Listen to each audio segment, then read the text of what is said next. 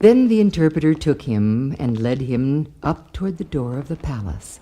And behold, at the door stood a great company of men, all greatly desirous of going in, but daring not to go. Well, go on. After you, good sir. Not at all. Age before beauty, you know. To the contrary, 'tis fools rush in.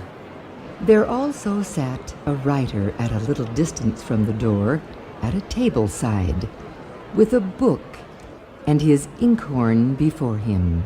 To what purpose this writer? His work it is to take the name of him that should enter therein. Come, come.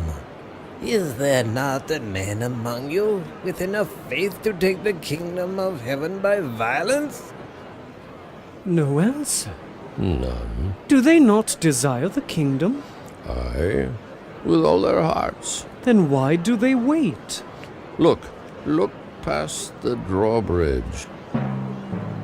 Looking therein, he saw standing many men in armor to keep it, being resolved to do to the men that would enter what hurt and mischief they could. Then was Christian near to be in tears, because there was found none that could enter in.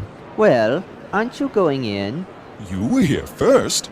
I shall follow after thee. Not at all. Age before beauty, you know. To the contrary, 'tis fools rush in.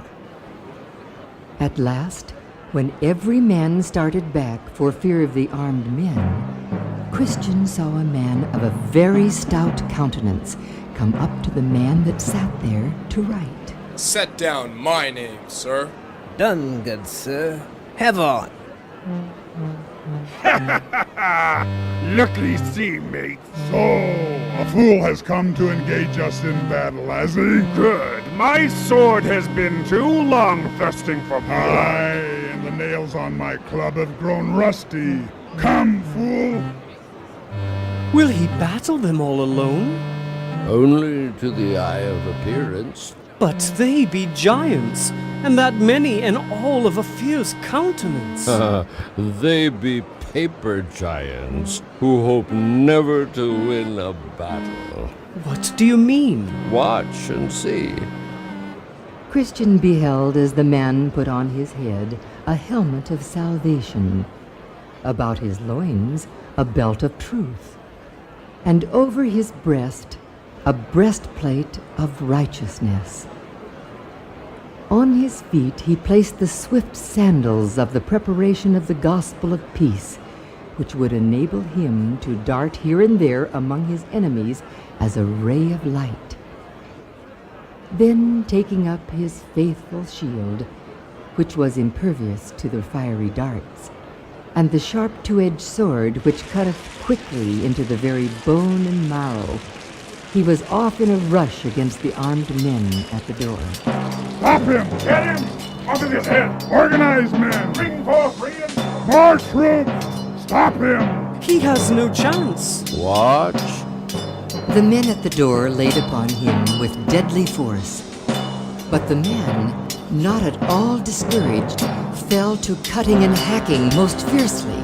Ye shall not stop me with your paper swords and fierce masks. Take that! Help! Send for legion! Nor shall I fall back, though ye call forth a multitude more vicious than thou. Back, I say, and back again! Take that! And that! No! Have mercy! There be no mercy for such impostors as thee. Ah! Stop!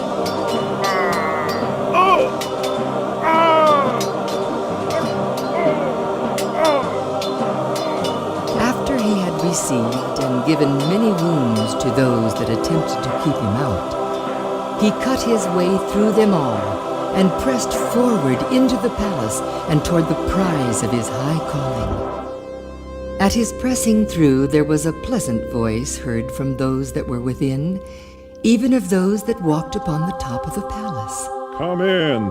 Come in! Eternal glory, thou shalt win. Come in. Enter into the glory of thy Lord. Come in.